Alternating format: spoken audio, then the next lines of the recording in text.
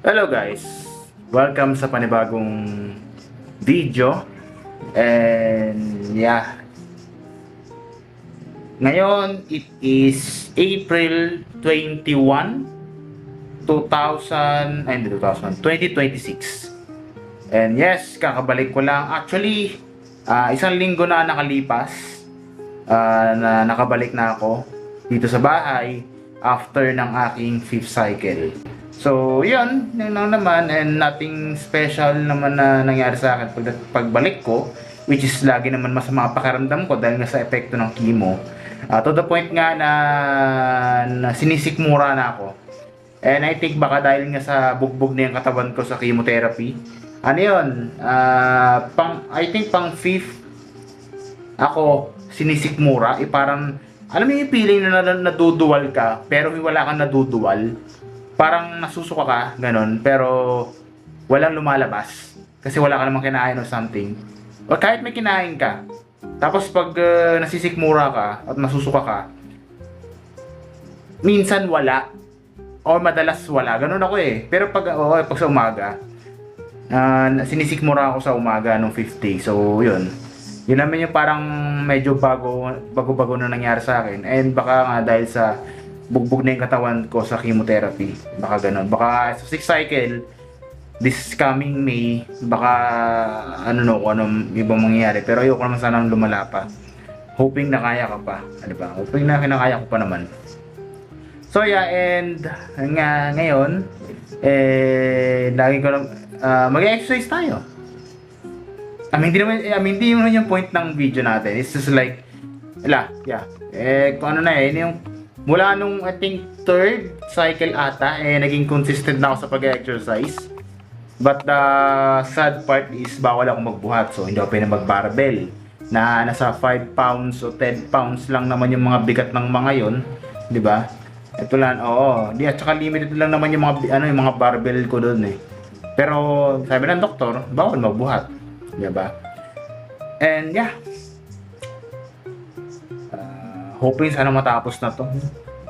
Hoping sana matapos na tong gamutan sa sa tumor ko. Dahil na rin sa gastos, men. Kahit sabihin nating nag-avail kami or nag-register kami for PWD. Alam niyo naman yun kasi nga meron na akong sakit, 'di ba? Meron na akong tumor sa utak ko eh. Tsaka na-opera na ako. So, I think na ako sa PWD. Pero syempre, hindi ko naman yun doesn't mean na meron akong PWD or I'm a PWD now. Hindi ko siya gagamitin advantage sa lahat ng bagay. Kunyari, alam mo yung tipong kaya mo naman pumila na magpila, tapos gagamitin mo yung PWD mo para lang magkaroon ka ng priority lane or something. Hindi ko gagamitin sa ganun. Like, sa utak lang naman ako nagkaroon ng ganun. Hindi naman ako pilay, hindi naman ako wala ng paa or pero sa mata, yes, nagkaroon ng epekto. Pero ibig ko sabihin dito, hanggat ko, ba't ko gagamitin yung PWD, di ba? Parang may abuso. So, ganun. Yun lang naman. And yeah, mag-exercise na tayo dahil hapon na ngayon. And lagi ako nag-exercise sa hapon. And speaking of, tomorrow, meron kaming glaucoma test. Yes. And then, babalik kami doon sa 27, which is Monday. Para sa doktor namin, para ipakita sa kanya kung ano yung magiging resulta ng glaucoma test ko sa mata. So, at medyo gusto ko naman din makita yung gusto ko naman din ba't ko pa ito hinawakan? Dapat nakaganyan lang yan. So, gusto ko naman din makita kung yung resulta ng glaucoma test ko. Even though, medyo lumabo-labo ng konti na naman yung aking paningin during the 5th cycle because of napapansin ko kasi na medyo malabo kasi sa cellphone ko, pag tumitinaw sa cellphone ko, yun lang yung nagiging basihan kung bakit siya lumalabo ng onte. So yun, glaucoma test kami bukas. So yun, ikakwento ko na lang yung kung ano man yung update dun sa 5th cycle ko. Kung ano man yung parang napagsabi sa amin ng doktor o ano may napag-usapan or anything. Sasabihin ko na lang sa inyo bukas after namin manggaling sa glaucoma test. So it means pag uwi ko dito bukas, doon ko na lang ikukwento. Maiksi lang naman yun at wala naman masyadong sobrang bago or anumang madaming pinag-usapan, pero konti lang siya. Pero it's just an update lang sa akin sa magiging sa ano mangyayari this coming 6 cycle. So, ayun lang naman. So, ayun. Mag-exercise na ako.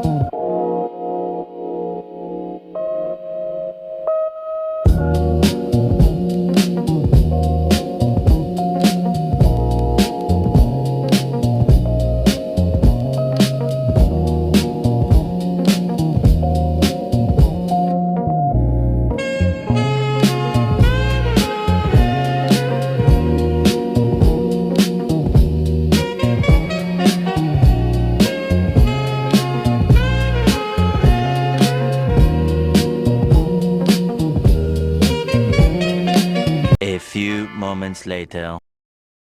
So yun. Tapos na tayo sa exercise. Yun lang naman ang ginawa ko. Treadmill. Tapos nag-exercise pa ako nung isa, nung parang ginagano nata. Nakalimutan ko ito. Ito, itong exercise na to. If you know na yung, kung ano niya na yan. Yan, ko alam niyan. Yan. 15, 2 sets. 15 counts, 2 sets. Yung ginawa ko doon. Tapos, another treadmill ulit. And then, nang-jump and jacks ako. 302 times lang for 30 counts. So, yun lang. Yun lang muna. Bawal kasi ako magbuhat ngayon eh. Sabi kasi ng doktor sa akin eh.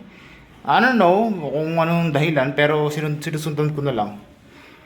Yeah. Men, grabe taba natin ngayon eh. Nabuo to sa ano eh. I mean, dati hindi ako ganito kataba men bago mangyari na lahat ng to. Kahit yung November 22 which is yung the day na the night kasi gabi yun eh or madaling araw na inoperahan ako. Yun. After nun, talagang simula ng chemotherapy ko doon after kong maka-out sa operation, doon ako nag-start para lumamon hanggang sa chemotherapy na. And then, kaya yun, kailangan ko magbawas ngayon.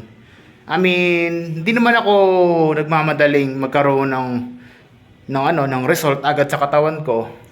But because of, ang mahalaga na lang dito is, consistent tayo sa ginagawa natin. And syempre, pati sa kinakain natin.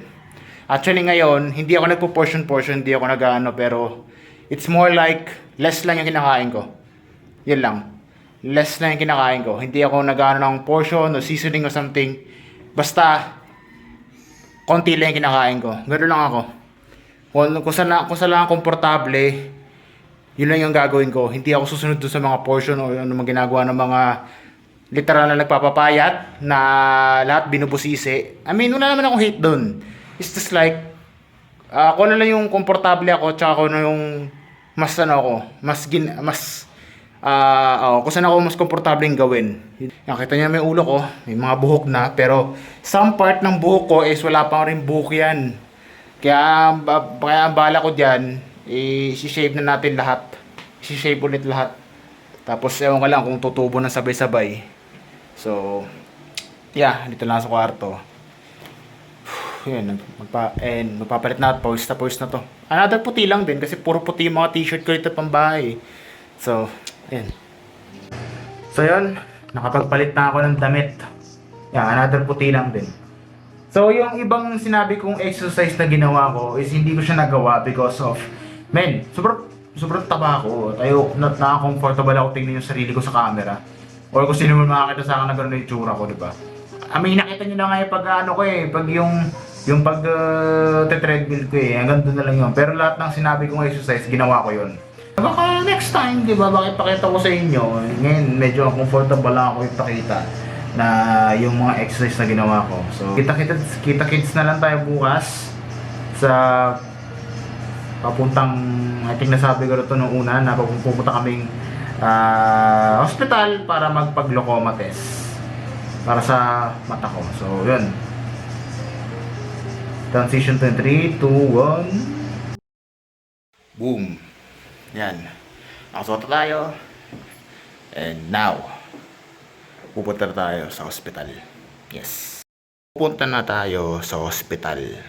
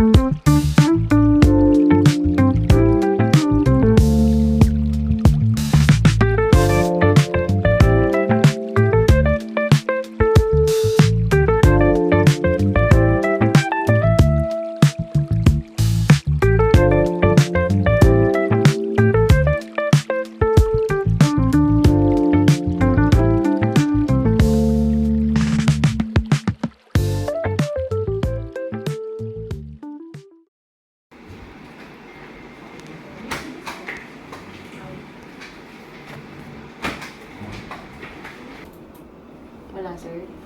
Wala. Hindi ko siya Okay makakita. na po. Sir, Pero- bukod sa malabo yung mata, ano pa po sa'yo? Yun lang naman dahil sa ano yun, dahil sa sakit ko kasi. May epekto. Wala pa naman. Diabetes, hypertension po. Wala pa.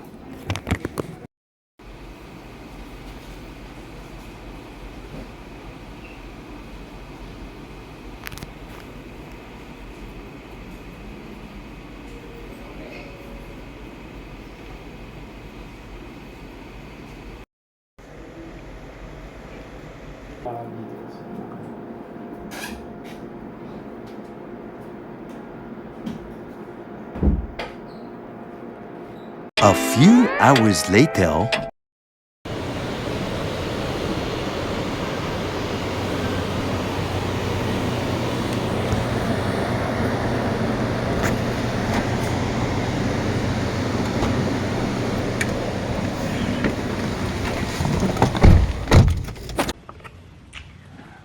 Eyo guys, yan.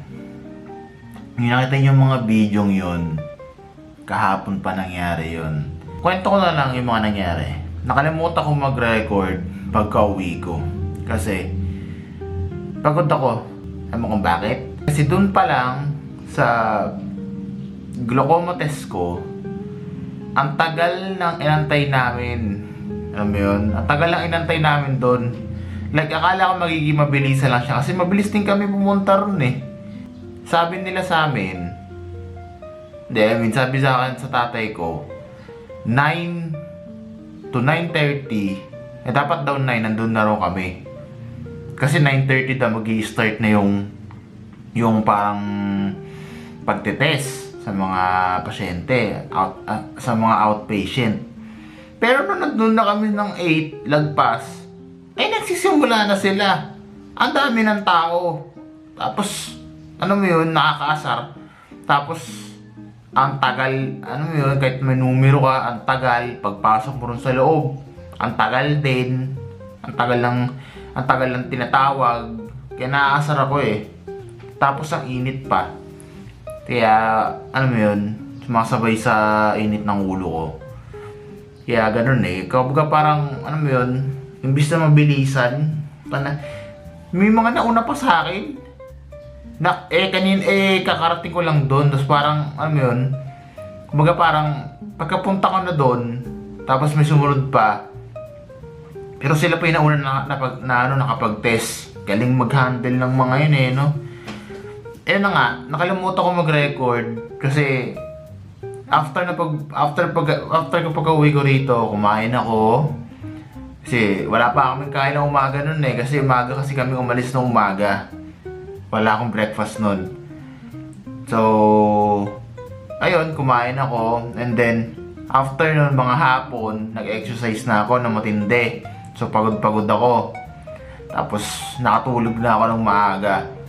Kaya nakalimutan ko na mag-record. Kaya ngayon ko lang naisipang mag-record ngayon as a connect dun sa video. And it is 6:53 na. 6:53 na ng umaga. So, ayun. Medyo parang, actually kaagising ko lang at gusto ko pang humiga. Pero ginawa ko na to para matapos na. So, ayun. Kwento ko lang naman yung nangyari sa glaucoma test ko. Based kasi na parang nabasa rin ng tatay ko. Sabi parang nag-improve daw yung aking statistics sa mata. Parang tumaas daw yung numero, sabi ng tatay ko. Tsaka, yung habang nagtitest din ako sa first test ko, dun sa glaucoma test ko, sinabi sa akin hindi ko na ano tawag sa kanila, nurse ba o yung mga nag-aayos, yung mga nagte-test sa'yo doon, hindi ko na ano tawag sa kanila pero ganun. Sabi niya, nag-improve daw yung both eyes ko. Pero sa dalawang test na yon na ginawa namin, laging paulit-ulit kaming dito sa left eye. Paulit-ulit akong nire-retest kasi hindi makita. Basta ganun lagi nauulit. So paano improve yun? Paano nag-improve yung both eyes? Diba? Ano yun? Nag-improve dahil sa... pag sinabi mong improve, maganda, positive. Kasi pag improve hindi naman changes Hindi naman parang may... diba? Kasi pag sinabi mong improve, may bago. Maganda. Maganda ang resulta. Kasi improve So, nagulan lang ako. Tapos, about nga pala dun sa pagbibideo ko, dun sa test, during the test, tinigil ko na siya doon sa pangatlo kasi nahihirapan ako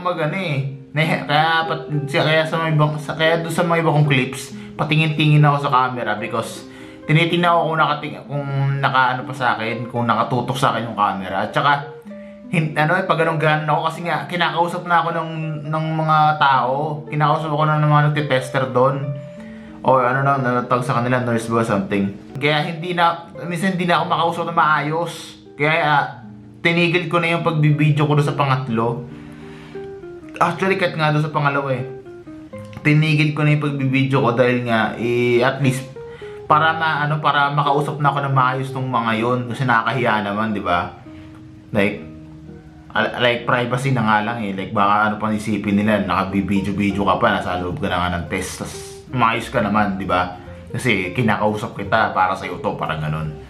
So, para tinigil ko na rin, nahihiya na rin ako Kasi ako lang naman yung pag-ganas, parang kung ano pang ginagawa ko. Pero at least nakapag-ano tayo ng clips. So, yun na yun. Ganun lang yung glaucoma test ko. Para at least alam niyo na kung ano yung nangyayari sa akin. Kasi nung dati, wala akong parang may ipakita sa inyo dun So yun, kwento ko na rin pala ng maiklian sa inyo kung ano yung nangyari dun sa free cycle ko. kung ano sabi sa akin ng doktor. So, this coming May is my final 6th cycle ng chemotherapy ko. Sabi nila final. And then after daw ng 6th cycle, 3 weeks or sabihin ba kasi June is magkakaroon ako ng MRI as outpatient. I-MRI yung spine ko, yung brain ko, at saka yung mata ko. So, 3. So, actually, aabot to ng 3 hours or 4 hours na nakahiga ka lang sa MRI. So, dapat, kaya nga daw ganun, kaya ganun ang pinalanan nila as outpatient. Kasi magiging matagal siya. At saka, pupunta ka lang doon, tapos magpapa-MRI ka na. Kasi, ganun yung gagawin. Magpapa-MRI. Ganun ang mangyayari. And then, doon malalaman kung ano na magiging resulta dun sa brain ko. Kung nawala ba siya ng tuluyan o meron ba siyang konti. Sabi ng doktor, balak irradiation kapag meron pa ng konti. Pero sabi namin, or sa amin, mas gusto namin yung chemotherapy ulit. Kasi doon naman, since gumagana naman. Kasi kung re-radiation mo, sila na rin nagsabi ng doktor ko na kapag re-radiation mo yan, baka maaaring madamay din yung sa mata, yung sa mga ugat. So, para mas malala na naman. Kasi ngayon, malabo na mata ko, di ba? Sabi. So, sabi namin, suggest namin, chemotherapy na lang ulit. Kumbaga, another cycle na naman para mabura. Yun, ganun lang yung nangyari. Pero, siguro kung wala na talaga, doon na titigil yung chemotherapy. Pero, hindi natin masasabi. Pero, ganun lang yung mga speculation. Yung mga maring magiging plan A, plan B, kung ano yung magiging resulta ng MRI. Ganun ang mangyayari. So, yun lang naman yung nangyari sa 5th cycle. Wala namang bago at tuloy, lagi namang kapag pumapasok ko dun, gamot-gamot, turok. Ang ano lang dito is, nung 3rd day, medyo nagsusuka na ako, nasisikmura na ako. At totoo lang. And that's is epekto ng chemotherapy talaga. Hindi ko alam kung actually, kinaya ko naman. Di ba? Kinaya ko naman talaga. Pero itong 6th cycle, wala kung kakayanin ko pa. Baka pagdating ng 2nd, baka doon pala sinisikmura na ako. Pero I hope na final na to. At I hope na natapos na tong gamutan na to. Dahil una sa lahat, ayoko yung pagkain nila. At walang lasa at walang kwenta. Pangalawa, ayoko na may sakit. Totoo na, sino may gusto magkaroon ng sakit, di ba? At pangatlo, para iwas na rin sa gastos dahil ang laka-laka lang nila gastos namin. Ang laka ng gastos, men. Kahit sabihin natin, kahit na, ang laka ng gastos, ayoko ng ganun. So, ayun lang naman, itong video na to. This video is about sa glaucoma test updates and sa pag-i-exercisyo ko na ngayon sa buhay ko. So yun guys, maraming salamat sa panonood. At balak ulit bumalik sa pagkatulog ko at humiga dahil naano pa yung katawan ko. So yun guys, maraming salamat sa panonood. See you guys in my next vlog. Bye bye. Tulog na ako.